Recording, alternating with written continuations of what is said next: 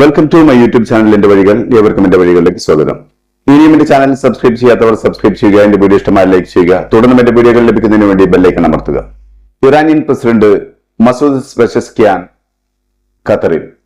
Iranian president Masoud Pezeshkian ഇസ്രായേലിന് നേരെയുള്ള ഇറാന്റെ റോക്കറ്റ് ആക്രമണം കഴിഞ്ഞ തൊട്ടടുത്ത നിമിഷം തന്നെ ഖത്തർ അമീറുമായി കൂടിക്കാഴ്ച നടത്തി. ടെഹ്റാൻ പറഞ്ഞത് ഞങ്ങളുടെ ദൗത്യം പൂർത്തീകരിച്ചു എന്നാണ്.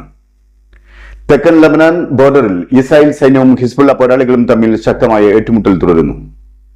ഏറ്റുമുട്ടലിൽ ഇസ്രായേലിന്റെ ഭാഗത്ത് കനത്ത സൈനിക നഷ്ടം. ഏകദേശം 8-ലധികം സൈനികർ കൊല്ലപ്പെടുകയും നിരവധി സൈനികർക്ക് ഗുരുതരമായി പരിക്കേൽക്കുകയും ചെയ്തു. എന്നാൽ ചില റിപ്പോർട്ടുകളിൽ കൊല്ലപ്പെട്ട സൈനികരുടെ എണ്ണം 14 കടന്നു എന്നാണ്. ഗസയിൽ ഇസ്രായേൽ സേന ഫലസ്തീൻ ജനതയുടെ വീടുകളും ഫ്ളാറ്റുകളും നിരപ്പാക്കിക്കൊണ്ടിരിക്കുന്നു. ഇസ്രായേലിന്റെ അതിക്രൂരമായ കൊലവിളിയിൽ 70-ലധികം ഫലസ്തീനികൾ കൊല്ലപ്പെട്ടു. Iran president Masoud Pezeshkian Qatar അമീറുമായി കൂടിക്കാഴ്ച നടത്തി. ഇറാന്റെ ആക്രമണം ഇസ്രായേലി മിലിറ്ററി ബേസുകൾക്ക് നേരെയും ഇസ്രായേൽ സുരക്ഷാ സംവിധാനങ്ങൾക്ക് നേരെയുമായിരുന്നു. സിവിലിയന്മാർ ഇറാന്റെ ലക്ഷ്യമായിരുന്നില്ല എന്നാണ് പറയപ്പെടുന്നത്. ഇറാന്റെ വിദേശകാര്യമന്ത്രി പറഞ്ഞത് ഞങ്ങളുടെ പ്രത്യാക്രമണം അവസാനിച്ചു എന്നാണ്. കഴിഞ്ഞ സമയങ്ങളിലെല്ലാം ഹമാസ് ഇസ്രായേൽ സംഘർഷത്തിൽ വെടിനിർത്തലിന് വേണ്ടി പ്രവർത്തിക്കുന്ന രാജ്യങ്ങളിൽ ഒഴിച്ചുകൂടാനാവാത്ത പങ്കുവച്ച രാജ്യമായിരുന്നു ഖത്തർ. ഖത്തർ അമീർ Sheikh Tamim bin Hamad Al ഥാനിയുടെ വാക്കുകൾ ഇപ്രകാരമായിരുന്നു: നമ്മുടെ വിദേശ നയത്തിന്റെ തന്ത്രപ്രധാനമായ ഒരു ഓപ്ഷനാണ് മധ്യസ്ഥത. ഇസ്രായേൽ ഹമാസ് യുദ്ധം അവസാനിപ്പിക്കുന്നതിനും ബന്ദിമോചനത്തിനും തടവുകാരുടെ കൈമാറ്റത്തിനും വേണ്ടിയുള്ള മധ്യസ്ഥ ശ്രമത്തിൽ ഇനിയും ഖത്തർ പരമാവധി സമ്മർദ്ദങ്ങൾ ചെലുത്തുമെന്ന് ഞങ്ങൾ ആവർത്തിച്ചു പറയുന്നു.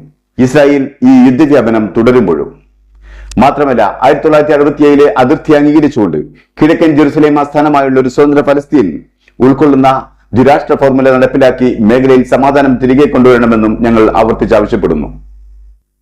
ഇറാൻ പ്രസിഡന്റ് മസൂദ് പെസഷ്കിയാന്റെ ഖത്തർ സന്ദർശനത്തിന് പിന്നിൽ ഏറ്റവും വലിയ ലക്ഷ്യം ഇതുവരെയുള്ള മധ്യസ്ഥ ശ്രമങ്ങളിൽ ഒഴിച്ചുകൂടാനാവാത്ത രാജ്യമെന്ന നിലയിൽ ഇനിയൊരു തിരിച്ചടിയും തുടർന്നൊരു പ്രത്യാക്രമണവും ഇല്ലാതെ മേഖലയിൽ ഒരു യുദ്ധവ്യാപനം ഇല്ലാതാക്കാൻ അമേരിക്കയെയും ഇസ്രായേലിനെയും സമ്മർദ്ദത്തിലാക്കുന്നതിന് ഖത്തറിനെ പ്രചോദിപ്പിക്കുന്നതിന് വേണ്ടിയായിരിക്കണം.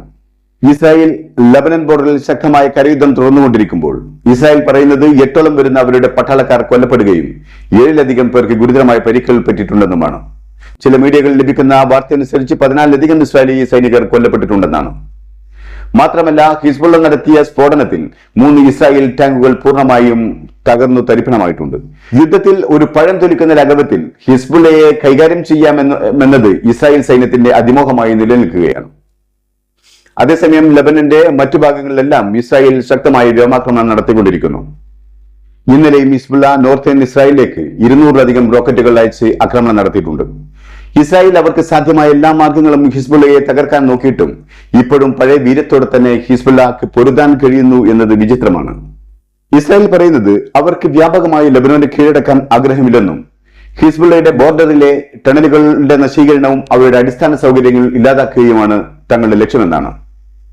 ഇത് പറയുമ്പോഴും ഹിസ്ബുള്ളയുടെ കമാൻഡിംഗ് പവറും നിയന്ത്രണ ശക്തിയും നഷ്ടപ്പെടാതെ തന്നെ ലബനാനിലേക്ക് വ്യാപകമായ മിസൈൽ ആക്രമണം നടത്തി അവരുടെ ശക്തി തെളിയിക്കുന്നുണ്ട് ഹിസ്ബുള്ള.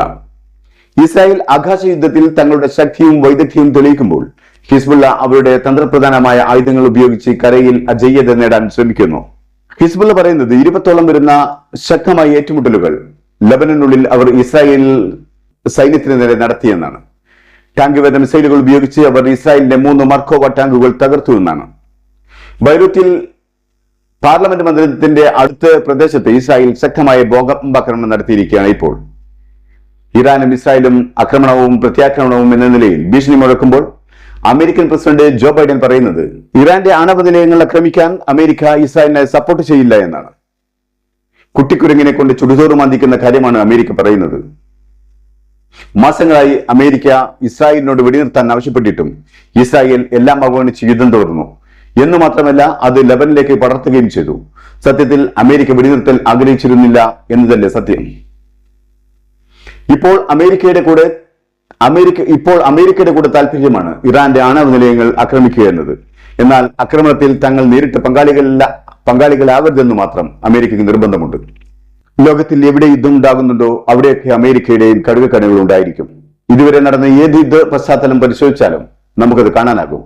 ഒന്നുകിൽ ഇരയുടെ ഭാഗത്ത് നിന്ന് അല്ലെങ്കിൽ വേട്ടക്കാരന്റെ ഭാഗത്ത്.